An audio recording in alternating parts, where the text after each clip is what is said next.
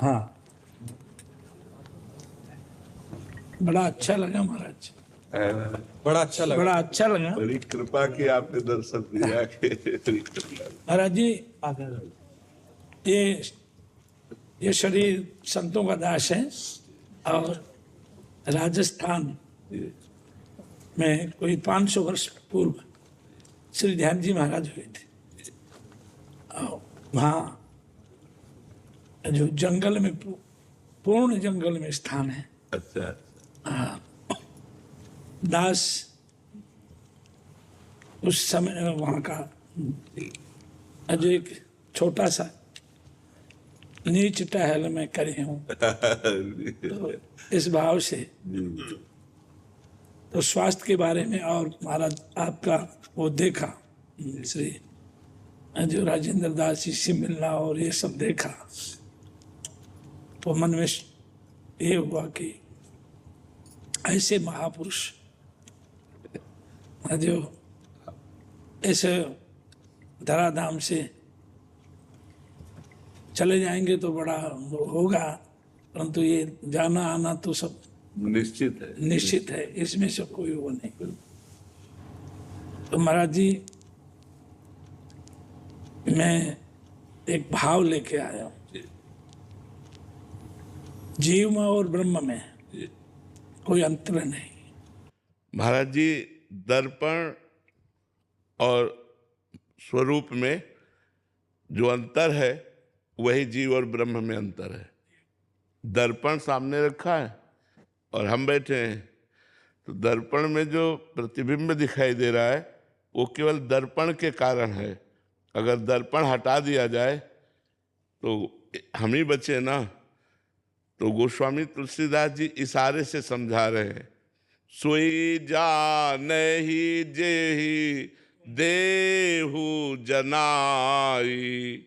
आगे वाले, जानत तुम्हें ही हुए जाई। जो आपको जान गया वो आप मैं हो गया, क्योंकि वो आपका ही था। आपका ही था का तात्पर्य शरीर को लेकर है। एक बार हनुमान जी महाराज से पूछा, वही मैं कहने वाला कि हनुमान तुम कौन हो?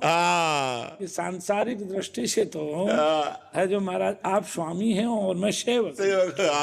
और जीव और ब्रह्म की दृष्टि से आप है जो ब्रह्म है और मैं जीव हूँ। और ब्रह्म की दृष्टि से जो आप हैं वही बात है। तो जब चरम अवस्था में तन्मयता पहुंचती है, देह भाव छूट जाता है, तो ब्रह्मविद ब्रह्मवि भवति। जो ब्रह्म को जान लेता है वो ब्रह्म स्वरूप हो जाता है, क्योंकि ब्रह्म स्वरूप जीव है। जो हमें भगवान ने संबोधन किया गीता में, ममई वांशो जीव लोके जीव भूता सनातना। तो पूर्णमदः पूर्णमिदं पूर्णात् पूर्णमुदच्यते पूर्णस्य पूर्णमादाय तो पूर्णमेवावशिष्यते। जो अवशिष्य बचा वो पूर्ण। तो परमात्मा है पूर्ण, तो उसका जो अंश है वो भी पूर्ण ही है। तो पूर्ण को पूर्ण ही कहते हैं, वो अपूर्ण कभी नहीं हो सकता। जो ये जीव रूप में भास रहा है वो देहाभिमान के कारण भास रहा है। जैसे तरंग समुद्र ही है, पर वायु का विकार होने से तरंग नाम धारण किया। वायु का विकार हट जाए तो समुद्र ही है। ऐसे देहाभिमान के कारण जीवत्व तो उसको प्राप्त हुआ, और देहाभिमान नष्ट हो जाए तो ब्रह्मत्व है, वो ब्रह्म स्वरूप है। जैसे निकुंज में है तो श्री जी की जो सखियां हैं वो चिदानंद रूप होकर जाती हैं। जो श्री जी, जो लालजू, वही सखियां, वही वृंदावन, एक ही तत्व होकर के जाती है। वहाँ छोटाई बड़ाई नहीं है, एक ही स्वरूप में स्थित रहती। तो भक्ति की चरम अवस्था का स्वरूप है मैं का विस्मरण हो जाना, इष्टाकार वृत्ति हो जाना। और ज्ञान की चरम अवस्था है तू का विस्मरण हो जाना, मैं में स्थित हो जाना, मैं के सिवा कुछ नहीं है। और भक्ति में तू के सिवा कुछ नहीं, मैं का तू में लय हो जाना। ब्रह्म नहीं, माया नहीं, नहीं जीव नहीं काल, अपनी ही सुधिना रही एक रहे नंदलाल। अपनी ही सुधिना रही एक रहे नंदलाल। केवल भगवदाकार वृत्ति, तो एक ही बच्चा। सवाल तभी हल माना जाएगा जब एक बचे। पूरा सवाल लगने के बाद एक बचे तो आपका सवाल सही है। तो चाहे भक्ति से चलो, चाहे ज्ञान से चलो, चाहे अष्टांग योग से चलो, चित्त वृत्ति का परमात्मा में लय कर देना है। हमारी एक एक चित्त वृत्ति कृष्णाकार भगवदाकार प्रियाजुमय हो जाए, बस यही साधना का स्वरूप है। इस शरीर का होश न रहे, संसार की नानात्व वृत्ति न रह जाए, सब में एक प्रिया प्रीतम चिद चिद लक्षणम सर्वम राधा कृष्णमयम जगत, चेतन अचेतन सब में प्रभु। तो इसमें भी विराजमान, जो सब में विराजमान तो यहाँ भी विराजमान। उनके सिवा कोई सत्ता ही नहीं है। भक्त ऐसा देखता है। शुरुआत होता है बहुत भेद दृष्टि से, कहाँ प्रभु और कहाँ मैं, और जब लय हो जाता है मैं का तो वो श्यामा श्याम मैं होता है। उसका मन श्यामा श्याम, उसकी बुद्धि श्यामा श्याम, उसका चित्त श्यामा श्याम, उसका अहम श्यामा श्याम। वो एक अद्भुत आनंद, जैसे भगवत ऋषि जी कहते हैं हमारे उर वृंदावन और एक प्रगट वृंदावन है और हमारे हृदय में एक वृंदावन है। हमारे उर वृंदावन और माया काल जहाँ नहीं व्यापत, जहाँ रसिक सिर मोर, हमारे उर वृंदावन और नारायण या गौर श्याम को हृदय निकुंज बसई है, आज इन दोन पे बल जाइए। नारायण स्वामी कह रहे आज इन दोन पे बलिहारी है, इनको तो हृदय रूपी निकुंज में बसाओ। तो ये निकुंज हो गया हृदय, जो मैं था वो निकुंज हो गया और उस मैं में खेल रहे प्रिया प्रीतम। महाराज जी, इन चरम चक्षुओं से कुछ अद्भुत देखा। इन चरम चक्षुओं से कुछ अद्भुत देखा। और ये जो सामने चित्र है, इस चित्र के अलावा अद्भुत, परंतु क्या प्रश्न नहीं है, केवल जानकारी के लिए आपसे निवेदन किया जा रहा है। क्या राधा जी को, जिसे हम राजस्थानी में बोरला बोलते हैं, राधा रानी के बोरला होता है ना ये माताओं के, अच्छा, आभूषण, आभूषण, सौभाग्य चिन्ह, उसको बोरला बोलते थे। तो ये बोरला इन चक्षुओं ने जो देखा, आप हम सब सर्वेश्वरी को स्वर्ण जैसे श्रीअंगों से देखते हैं, तो जो इन चरम चक्षुओं ने देखा वो श्याम वर्ण में देखा। भाव का जब हम, वो भाव नहीं था महाराज जी, ये सबके सामने कहने वाली बात तो हमारी बात को आप ये समझिएगा, भगवान या प्रियाजू जैसा हमें भाव हमारे अंदर देती ना, वैसा ही अनुभव कराती है। अगर वो स्वरूप सर्वत्र है तो सबको एक सा अनुभव होगा, लेकिन अगर सबको अलग अलग अनुभव होता है तो वो पहले भाव देती है। आपके अंदर भाव दिया ना, अब जैसे इसकी भी पुष्टि हो सकती है कि प्रियाजू जो श्याम वर्ण का श्याम चिंतन प्रियाजू हर समय करती है। काहे को मान बढ़ावती है बालक मृगलोचन, हौं डरन कछु कह न सकत, एक बात सकोचन, मत मुरली अंतर तव गावत, जागृत शयन तवाकृति सोचन। हे प्रियाजू, मैं डर के बस, सखी कह रही है, एक बात कहना चाहती हूँ लेकिन कह नहीं पा रही हूँ। जागृत और सुषुप्ति और शयन तीनों में लालजू महाराज आपका चिंतन करते हैं, आप लालजू का चिंतन करते हो। अगर आप थोड़ा भी मान धारण करोगे तो लालजू प्रिया हो जाएंगे, आप लालजू हो जाओगे। तो महाराज जी, ये भाव जानने का समय ही नहीं था जी, और अवस्था भी बहुत ज्यादा नहीं थी। जी, ये बस खाली इसी बात को लेके मैं आया हूँ जी जी कि किशनगढ़ के पास, जयपुर अजमेर किशनगढ़ के पास में जो वहाँ निम्बार्क पीठ है जी और वहाँ सर्वेश्वर भगवान है और उनका दर्शन कराते सब लोग, वहाँ पीठ वाले कराते। बड़े अच्छे लोग पीठ धारक कर रहे थे। मैंने कहा मुझे भी करा दे। तो उस समय महाराज जी में ये सब नहीं था, शिष्य भाव आपके जैसे सब शिष्य हैं, ऐसे सब भाव थे। तब महाराज ये उन्होंने थोड़ा सा ऐसे कहा कि क्या देखोगे, देख लो सर्वेश्वर भगवान में जी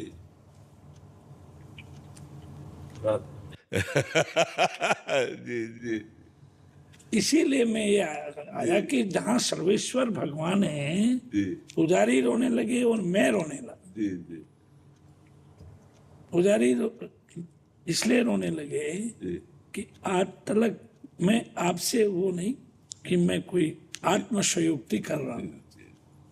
नहीं, भगवान अपने दासों पर कृपा करके दिव्य अनुभूति कराते रहते हैं। देखा तो प्रत्यक्ष में जी श्याम ही चुनरी है जी और श्याम ही वर्ण है, जी श्याम ही नथ है जी और श्याम ही बिल्कुल परम सत्य, इसमें हम कोई संशय नहीं मान रहे।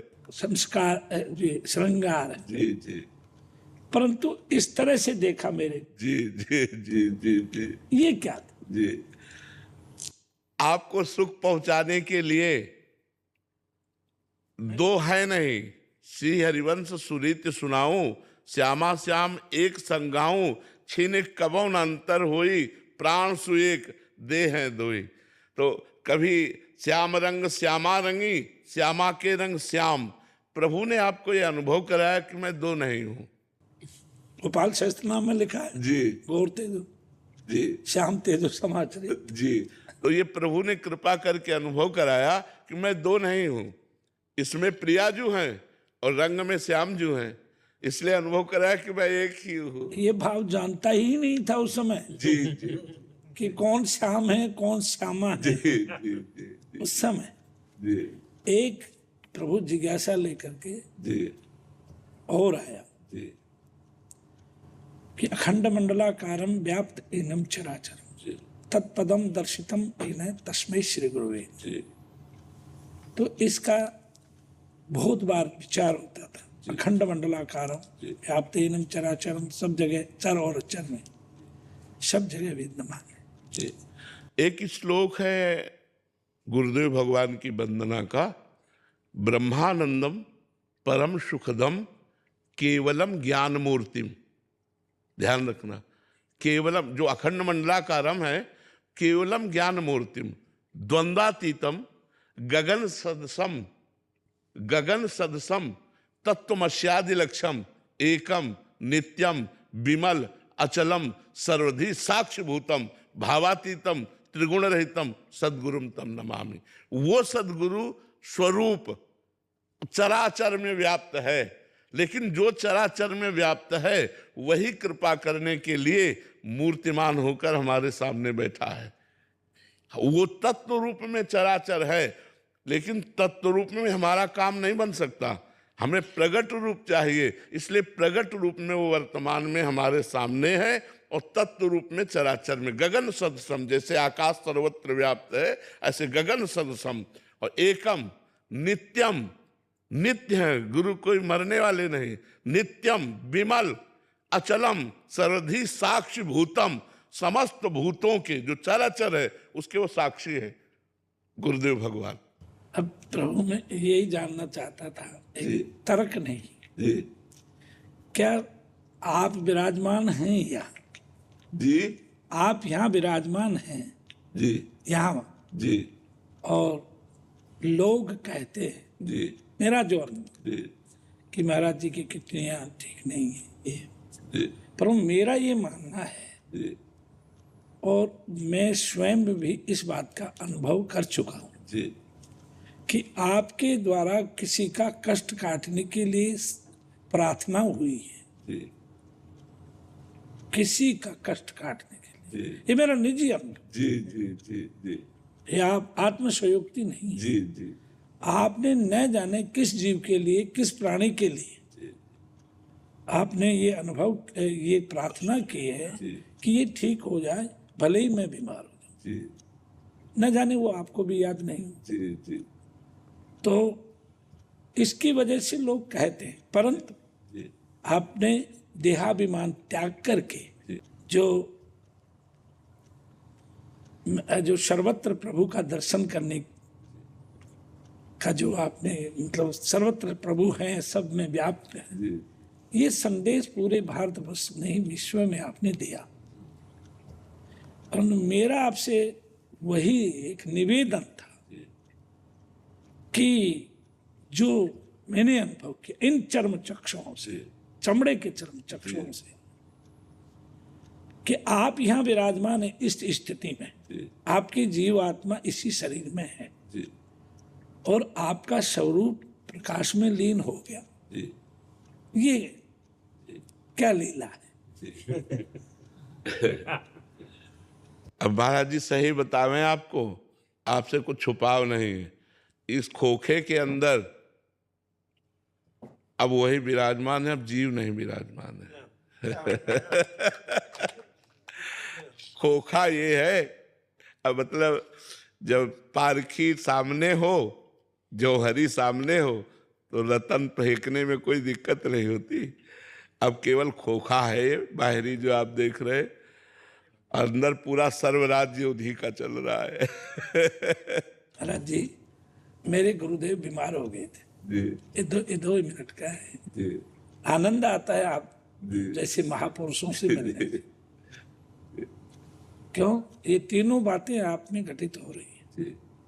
किसी का कष्ट लेके स्वयं बीमार हो जाना, ये मेरा निजी अनुभव है। जी जी जी। प्रार्थना करने से व्यक्ति दूसरे की बीमारी ले सकता। हाँ बिल्कुल बिल्कुल, अवश्य अवश्य, समर्थ पुरुषों द्वारा ये देखा गया है। नहीं, प्रार्थना से, प्रार्थना स्वरूप में ही बीमारी आना और प्रार्थना स्वरूप से ही बीमारी चली जाती।